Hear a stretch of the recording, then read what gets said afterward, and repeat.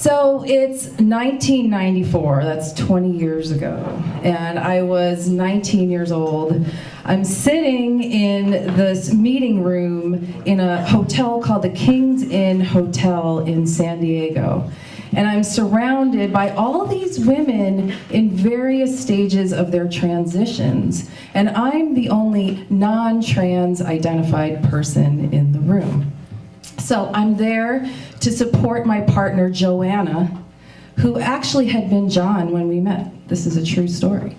He was 6 years older than me. He was funny in that dorky way that I really like. And he had served in the Gulf War, so on one hand he was kind of tough, but then he had this vulnerable interior that I could see when he smiled, and that's what made me love him.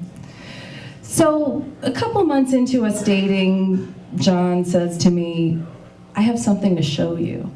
And he takes out this picture, and it's a picture of himself in a dress, heels, makeup, very modest wig, and he says, "This is who I am. This is who I really feel who I am inside. I feel like a woman. Can you deal with this? Is this a deal breaker for you?" And, I was taken a little aback because there really hadn't been much warning. And he, and I said, "Honey, of course I can deal with this. Of course I can deal with this." So I was 19 years old. I was very idealistic. I really admired people who kind of dared to be who they were, even when it was very socially unacceptable. And then I shared with him that actually when I was 16, I had dated this guy who was very much in touch with his feminine side and really liked to borrow my dresses and my pantyhose. So I was cool with it. I was in. I was ready to love across the gender spectrum.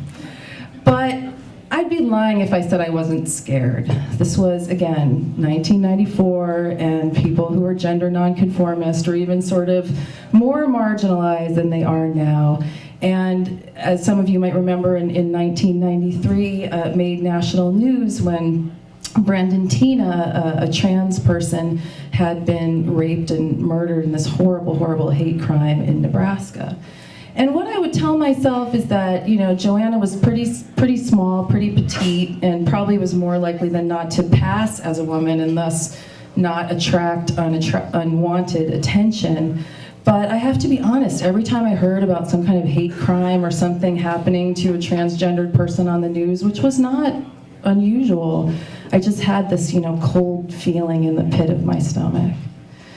But the hotel support group was quite safe. So this, again, 20 years ago, everyone would walk in dressed as men with their suitcases, with all of their, makeup and dresses and everything that they would need to transform. And they'd roll it in, and they'd have this special hotel block that was reserved just for them. So I went in with Joanna and, helped her with her makeup, and she was like, "Oh, thank you for making me beautiful." And that was meaningful to me. And we were in the support group, and we were holding hands, and there was this one woman who was, quite tall, and I really wished I could have given her some fashion advice, because she was wearing like this drop-waisted lavender polyester dress, and it just was not working, and had this platinum wig, and I just, really wanted to give her some tips. But she leaned over and said, "You're so, Joanna is so lucky. My wife absolutely hates that I dress like this." And that was really the first time that I got pissed about, how society kind of judges people who don't fit in a neat kind of gender box. So about a year into our relationship, Joanna says to me, I think I'm ready to live as a woman full time. And again, can you deal with this?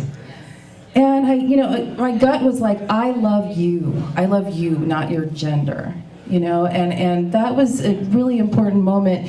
And basically, I was hyper vigilant, because I just felt like anywhere we went, if someone stared at her too long, especially if it was some kind of burly dude, and this would happen in San Diego, it was a big military town, I was just terrified, until we got home and we were safe.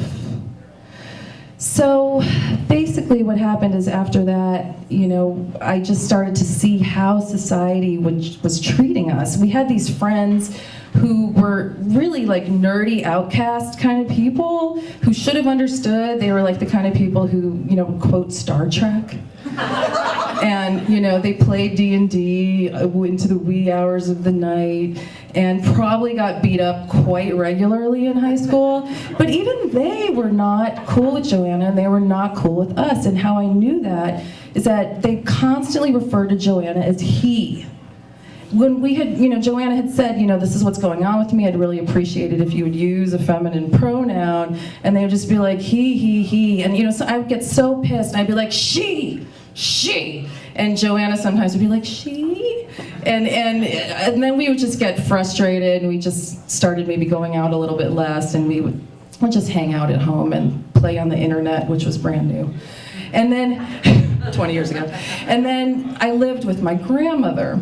And my grandmother started to notice that Joanna's gender was becoming more and more ambiguous, and eventually, she sat us down for the Coming to Jesus talk, and she started in on me, and she was like, what, you're a lesbian now?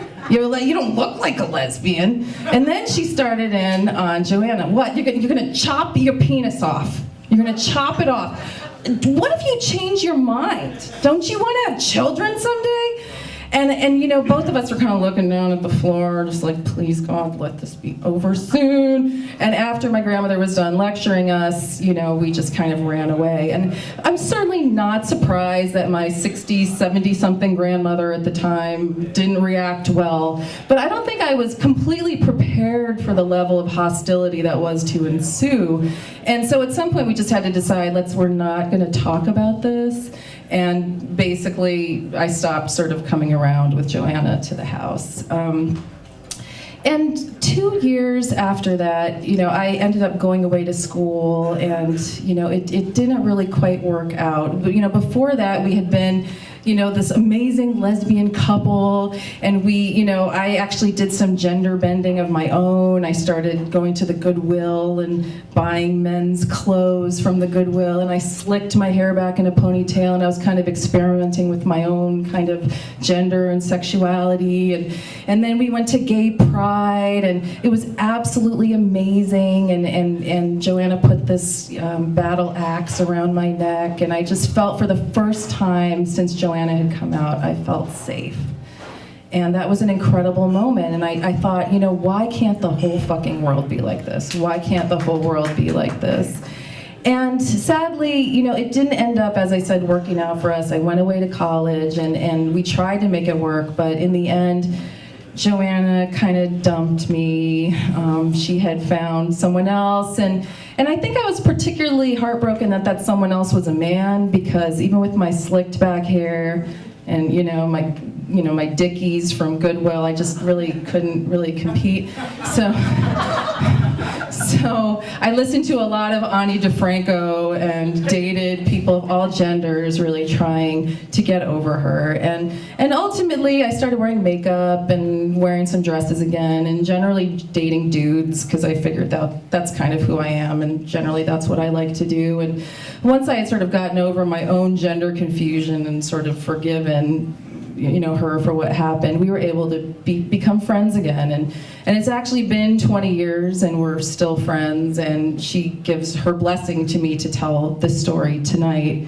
And yeah, I guess, for me, dating and loving someone across the gender spectrum, it not only gave me, a basic appreciation of what it's like to be trans, but it also gave me this compassion for all people who are ostracized, judged, whatever, because they don't sort of fit into the neat boxes that our culture wants to shape out. And I ended up going into mental health advocacy as a career.